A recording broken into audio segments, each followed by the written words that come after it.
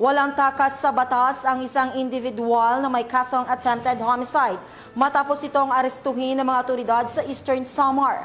Patrolwoman Cristel Palafox sa balita.